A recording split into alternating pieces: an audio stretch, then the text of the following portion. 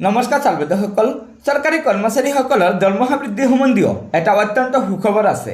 হয়, চৰকাৰী কৰ্মচাৰীৰ বাবে ডাঙৰ সুখবৰ। হাতত আৰু মাত্ৰ 12 দিন চৰকাৰী কৰ্মচাৰীৰ বাবে বৃহৎ অংকৰ দৰমহা বৃদ্ধিৰ ইংগিত। আগন্তুক 12 দিন কেন্দ্ৰীয় চৰকাৰৰ কৰ্মচাৰীসকলৰ বাবে অতি গুৰুত্বপূৰ্ণ হ'ব। 2024 বৰ্ষৰ 31 জানুৱাৰীত কেন্দ্ৰীয় চৰকাৰৰ কৰ্মচাৰীসকলে লাভ কৰিব পাৰে ডাঙৰ খবৰ।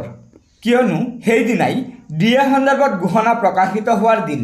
তাৰ পিছতহে নিশ্চিত হ'ব পৰা যাব যে 2024 বৰ্ষৰ জানুৱাৰীত সঠিককৈ কিমান ডিএ বৃদ্ধি পাব।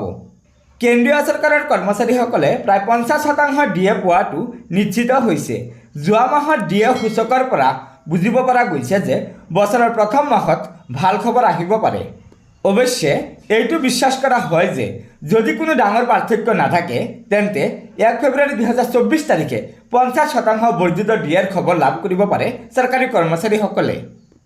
50 অংকত AICP 50% বৃদ্ধি পোৱাটো প্ৰায় নিশ্চিত, অৰ্থাৎ এইবাৰ 4% ডিএ বৃদ্ধি হোৱাটো একেবাৰে নিশ্চিত হৈছে।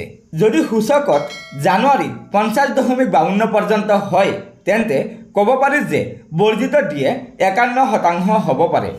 AICPৰ সূচাংকৰ পৰা জানিব পৰা গৈছে যে ই 0.7%লৈকে বৃদ্ধি পাব পাৰে। বৰ্তমান মুঠ ডিএৰ অংক 0.60%। বৰ্তমান ডিএৰ 49.69 পইণ্ট হৈ আছে। ইয়াৰ পৰা বিশেষজ্ঞসকলে অনুমান কৰে যে 5% পৰ্যন্ত বৃদ্ধি নুই কৰিব নোৱাৰি। কেন্দ্ৰীয় চৰকাৰৰ কৰ্মচাৰীৰ ডিএ 4% বৃদ্ধি কৰিলে ডিএ হ'ব 50%।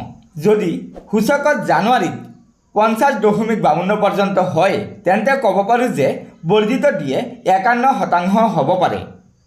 ইয়াৰ পিছত ডিএ 0 হৈ পৰিব আৰু তাৰ পিছত 50% বৰ্ধিত ডিএ মোদী চৰকাৰৰ কৰ্মচাৰীৰ দৰমহাৰ বেচিক পেত সংযুক্ত কৰা হ'ব। উদাহৰণস্বৰূপে কোনো এজন কৰ্মচাৰীৰ ন্যূনতম দৰমহা 18,000 টকা হয়, তাত 50% অৰ্থাৎ 9,000 টকা বেতন সংযুক্ত হ'ব।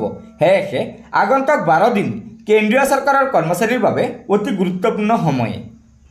গতিকে চালবেদসকল, আপোনালোকে নিশ্চয় জানিব পাৰিলে যে আগন্তুক এমাহৰ ভিতৰত আমাৰ চৰকাৰী কৰ্মচাৰীসকলৰ দৰমহা বহুগুণে বৃদ্ধি পাবলৈ গৈ আছে। গতিকে চালবেদসকল, আশা কৰিছোঁ আপোনালোকে আমাৰ এই ভিডিঅ'টোৰ জৰিয়তে কিবা এটা কথা জানিব পাৰিছে। সেয়েহে আমাৰ এই ভিডিঅ'টো লাইক শ্বেয়াৰ কৰিব আৰু পৰৱৰ্তী সময়ত চৰকাৰী কৰ্মচাৰীসকলৰ বিভিন্ন খবৰসমূহ পোনপ্ৰথমে পাবলৈ অনুগ্ৰহ কৰি আমাৰ এই চেনেলটো ছাবস্ক্ৰাইব কৰি ল'ব।